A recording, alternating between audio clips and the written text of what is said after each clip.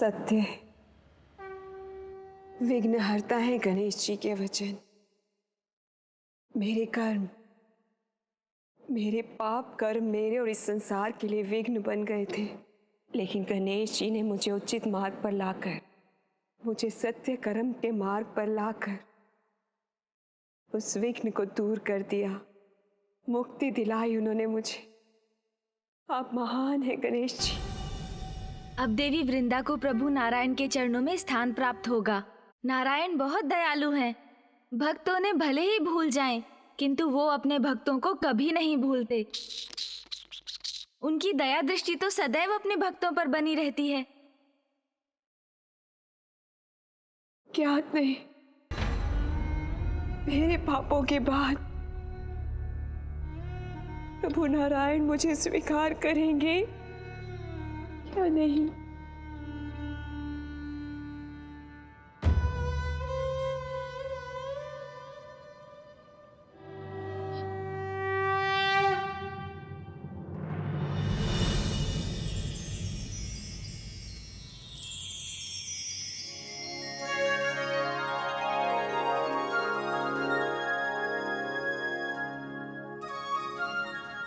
आपके दर्शन पाकर मैं कृतार्थ हो गई प्रभु।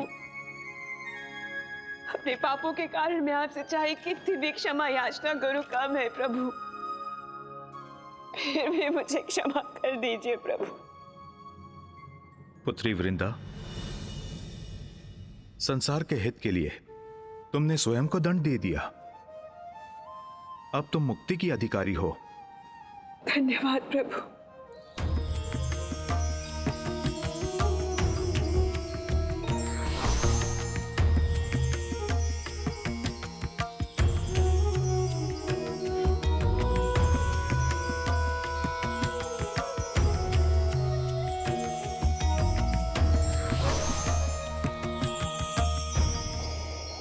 क्षमाशील है, महान है नारायण। आपको शत शत नमन मामा जी। मूषक जी, चलिए अब शीघ्रता कीजिए, हमें शीघ्र कैलाश पहुंचना चाहिए। जी प्रभु।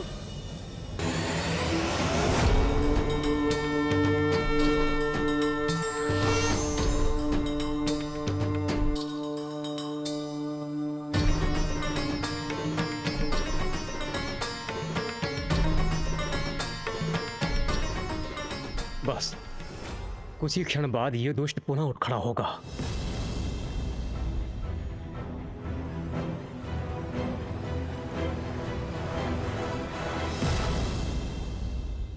आप सभी इतने चिंतित क्यों हैं? प्रणाम माँ, प्रणाम पिताश्री। पुत्र गणेश, तुम कुशल तो हो ना? और वृंदा?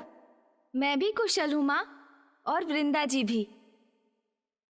मामा जी ने स्वयं उन्हें उचित मार्ग जो दिखाया है ना मामा जी? महादेव, जलंधर अब पुनः जीवित नहीं होगा, क्योंकि मैंने वृंदा को वरदान दिया था कि जब तक वो जीवित है उसका पति मृत्यु से सुरक्षित रहेगा। परंतु गणेश के कारण मैंने वृंदा को मोक्ष प्रदान कर दिया है। जलंधर अब मृत्यु के मुख में जा चुका है।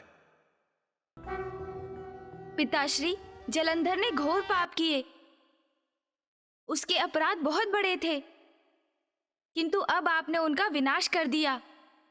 और आपके त्रिशूल से जिसका भी वध होता है उसका अहंकार तो स्वतः ही मिट जाता है पिताश्री। महादेव, जलंधर आपकी क्रोधाग्नि से उत्पन्न हुआ था, इसीलिए कदाचित आपका उसको मोक्ष प्रदान करना ही उचित होगा।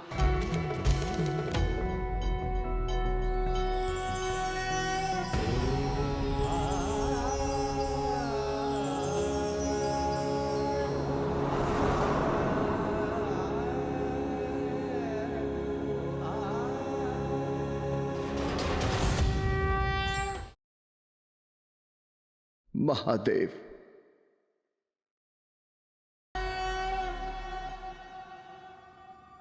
अहंकारवश मैं कितना बड़ा अपराध कर बैठा। मैं आपसे ही उत्पन्न हुआ और आपको ही नहीं पहचान सका, आपके दिव्य स्वरूप में न देख सका।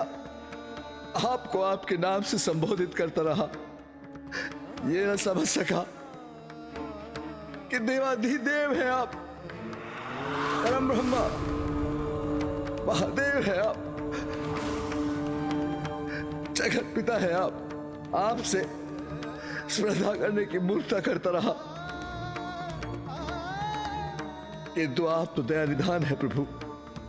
इतना होने के बाद भी आपने मुझे अपने दर्शन दिए, मैं कृतार्थ हुआ प्रभु। तुम मेरी क्रोधाग्नि से उत्पन्न हुए हो जलंधर, इसलिए उसके अंधकार का प्रभाव भी था तुम पर, जो बढ़ता ही गया। तुम तो स्वयं को भगवान घोषित कर चुके थे, मति भ्रष्ट हो चुकी थी तुम्हारी, इसलिए तुमने अपनी भूल स्वीकार नहीं की और तुम्हारा विनाश हुआ। किंतु मेरे त्रिशूल के वार से तुम्हारे भीतर के अंधकार अर्थात तुम्हारे अहंकार का भी नाश हुआ है। मुझे क्षमा कर दीजिए महादेव, मुझे क्षमा कर दीजिए।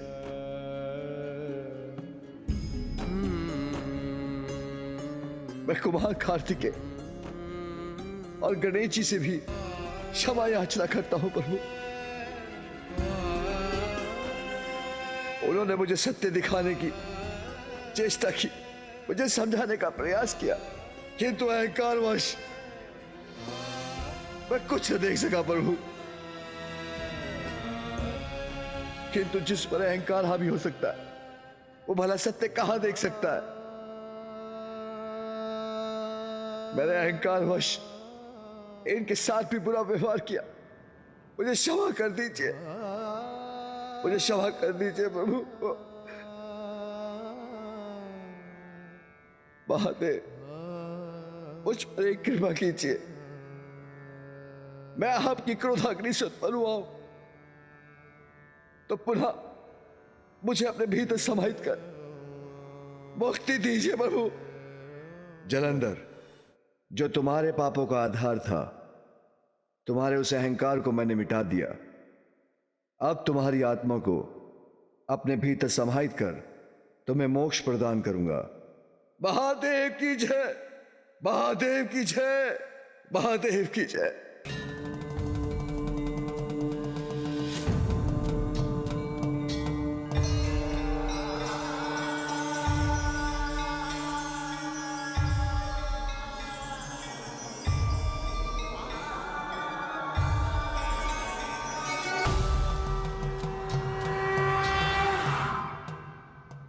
महादेव, आपको कोटि कोटि धन्यवाद।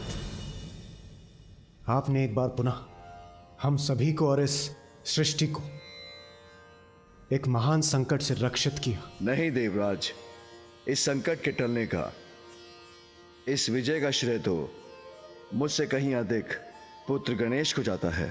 पिताश्री, भैया और मामा जी की सहायता के बिना ये कहाँ संभव था।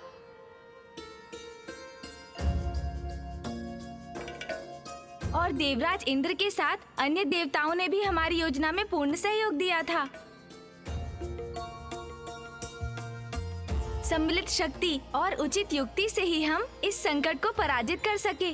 प्रथम पूज्य गणेश की जय, विघ्नहर्ता श्री गणेश की जय, पार्वती नंदन श्री गणेश की जय, प्रथम पूज्य श्री गणेश की जय। माँ, आपके आशीर्वाद से ही तो मेरी सफलता है। पुत्र, मेरी भी यही कामना है विघ्नहर्ता, तुम इसी प्रकार संसार के सभी विघ्न दूर करते रहो।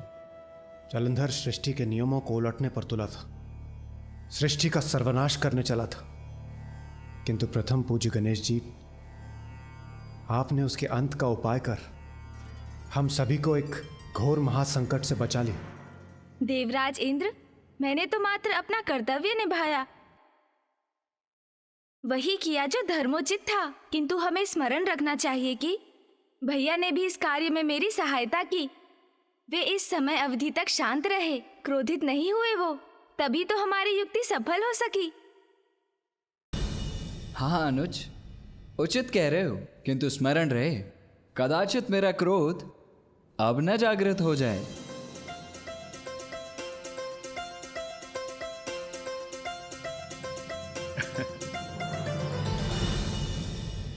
त्रिदेव, माता पार्वती, प्रथम पूज्य गणेश जी, हम सभी को अब प्रस्थान करने की अनुमति दीजिए। नारायण नारायण।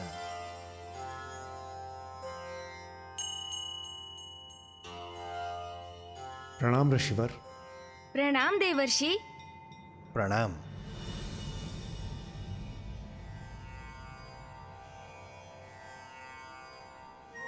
आज्ञा? अभी देवराज, ये कुछ अनुचित कर रहे हैं आप आज। मैं अनुचित कर रहा हूं? किंतु मुझे ज्ञात ही नहीं है कि मैं क्या अनुचित कर रहा हूं। देवऋषि, कृपया शीघ्र बताइए क्या अनुचित हुआ है मुझसे।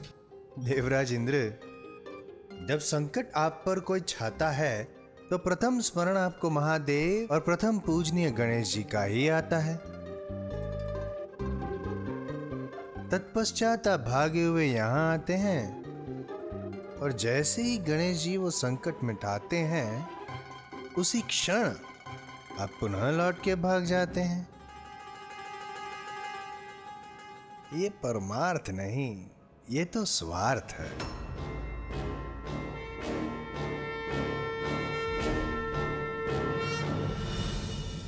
देवर्षि नारद, सभी देवता यहां उपस्थित थे, परंतु आप बताइए, इस संकट काल में आप कहां थे?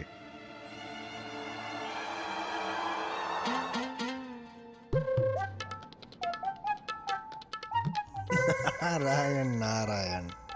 प्रभु, मुझे इस बात का था ज्ञात कि गणेश जी उस असुर के मिटा देंगे सारे ही उत्पात।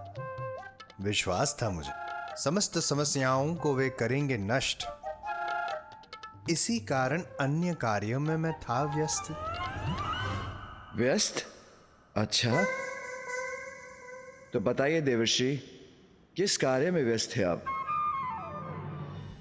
अति महत्वपूर्ण कार्य था महादेव। हमारे विघ्न हरते हैं जो सदैव, उनकी उचित हो अर्चना, इसीलिए उनकी स्तुति की मैं कर रहा था रचना। देवर्षि, मेरी स्तुति?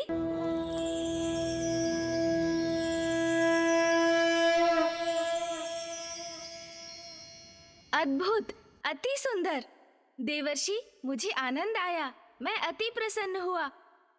ये स्तुति जिसमें मेरे 12 नाम हैं, संकट नाशम गणेश स्तोत्रम के नाम से विख्यात होगी।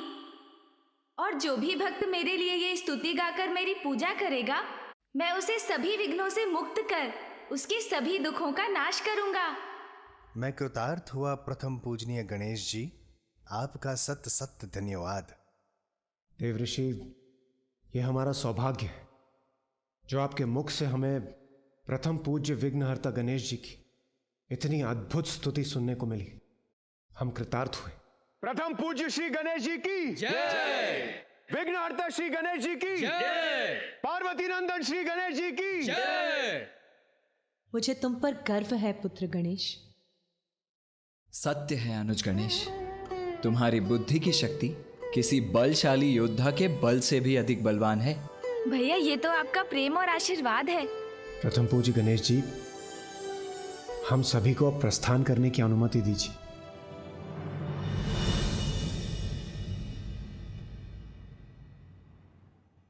प्रणाम पिताश्री। आपने मुझे स्मरण किया पिताश्री? हाँ गणेश, जलंधर का तो वध हो गया, किंतु जो शेष है उसका भी अंत होना चाहिए।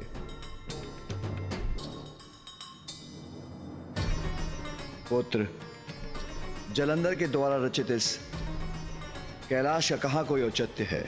मैं आपकी आज्ञा समझ गया पिताश्री।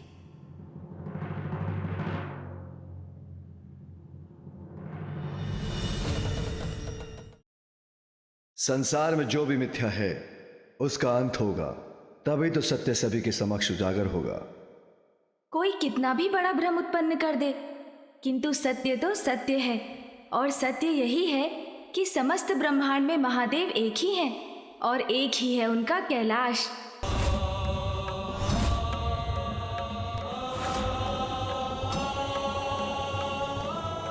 प्रभु, अब पुनः उस संकट के मुख में क्यों प्रवेश कर रहे हैं हम? मूषक जी, आप इतने भयभीत क्यों हो रहे हैं?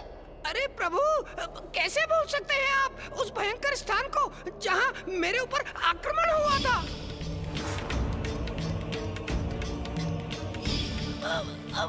वो तो मैं अपनी गति, अपनी कुशलता से हम दोनों को यहाँ से सुरक्षित निकाल कर ले गया था, अन्यथा। मुझे ज्ञात है मूषक जी, किंतु अब तो देवी वृंदा को मुक्ति भी मिल चुकी है, इसीलिए अब चिंता का कोई कारण ही नहीं। उचित है प्रभु, किंतु ऐसे स्थान पर लौटकर जाने की क्या आवश्यकता है? उस मिथ्या कैलाश को नष्ट करने मूषक जी। ओ, जो आज्ञा प्रभु, शुभ कार्य में तो तनिक भी विलंब उचित नहीं। मैं आपको अति शीघ्र वहां पहुंचाऊंगा।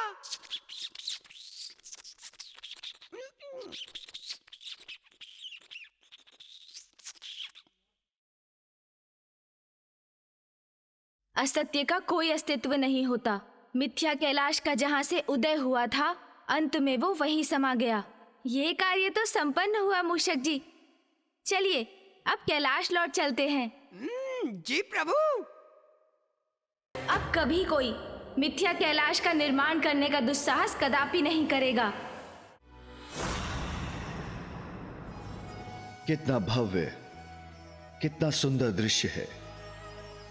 प्रतीत होता है स्वयं प्रकृति उमा ने अपना श्रृंगार आरंभ किया है, जिसके कारण संपूर्ण ब्रह्मांड ने भी अपना नव श्रृंगार प्रारंभ किया है। मूषक जी, वो देखिए, ये मेघ कितनी सुंदर, कितनी मनोहर आकृतियां ले रहे हैं।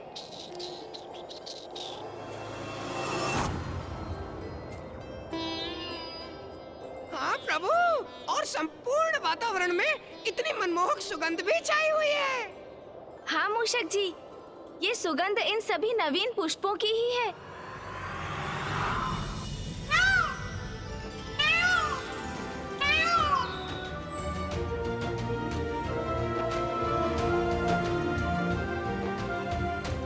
अद्भुत,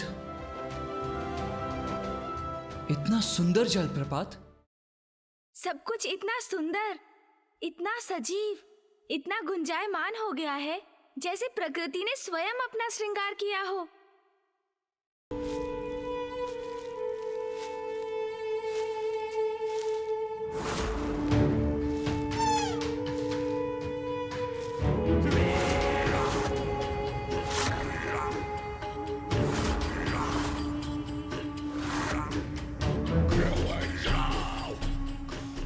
ये मृग बड़ा स्वादिष्ट होगा।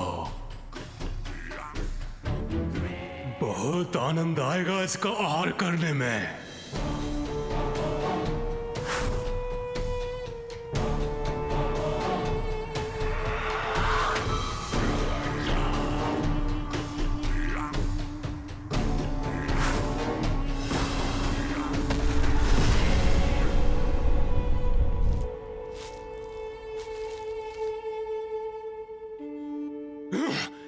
कितने समीप थे उसके हम, तब भी वो मृग कैसे भाग गया? मैं उसे पकड़ने ही वाला था कि अचानक इन वृक्षों के मध्य एक प्रकाश उत्पन्न हुआ।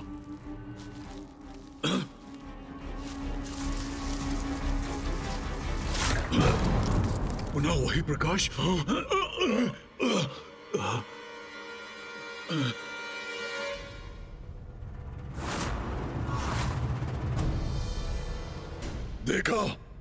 देखा तुमने? वो चमकीला प्रकाश पुनः दिखाई दिया। किसी ने हमारे आखिर का ध्यान भटकाया है। उसे वहीं जाकर दंड देना होगा। चलो।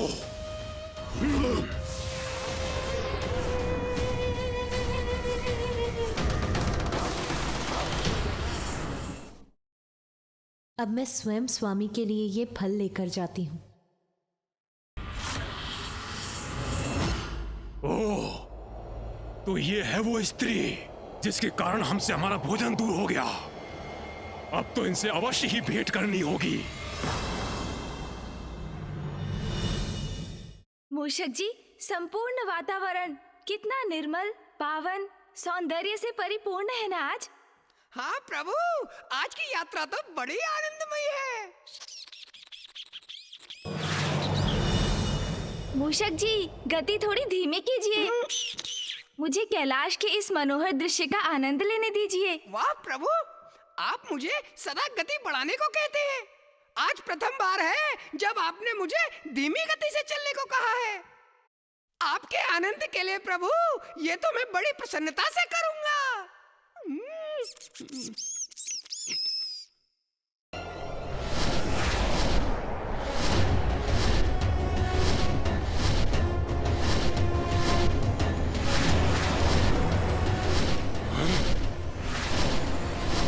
वो आकाश में क्या था? कुछ नहीं, मात्र एक मेघ है। कोई पक्षी होगा।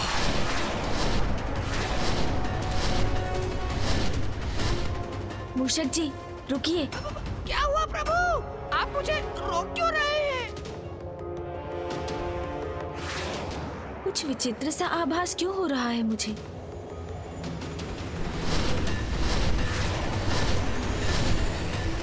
मूषक जी, यहाँ नीचे उतरना होगा आपको।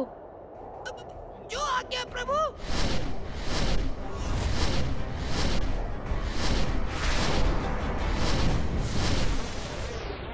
पुनः मुझे आभास हुआ। प्रभु, हम कहाँ जा रहे हैं? मूषक जी, वहाँ कैलाश के सिरे पर उस वृक्ष पर कुछ बेर दिखाई दिए मुझे। चलिए ना, माँ के लिए कुछ बेर तोड़ कर ले चलते हैं। उचित है प्रभु।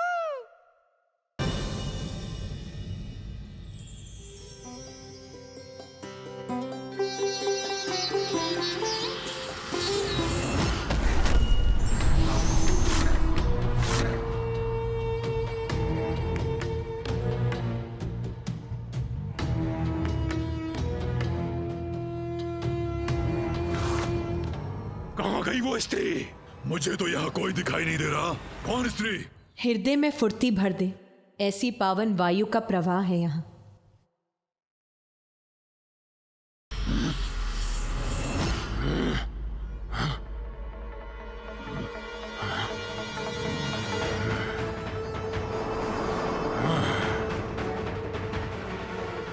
अद्भुत। और स्वामी को फल खिलाने में और भी आनंद आएगा मुझे। अभूतपूर्व सौंदर्य है इस स्त्री का। असाधारण असाधारण रूप है इस देवी का।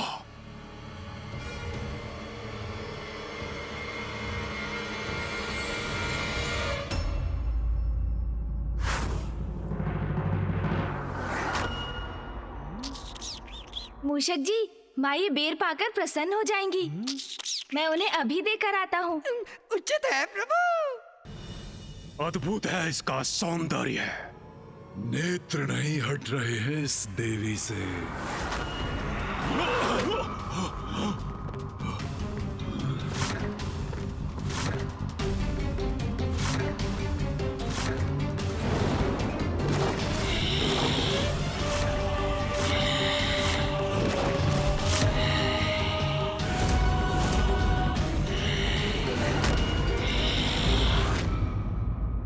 असुरी अंधकार का चक्र कभी समाप्त नहीं होता, किंतु सत्य सदैव उसके अंत के लिए तत्पर रहता है।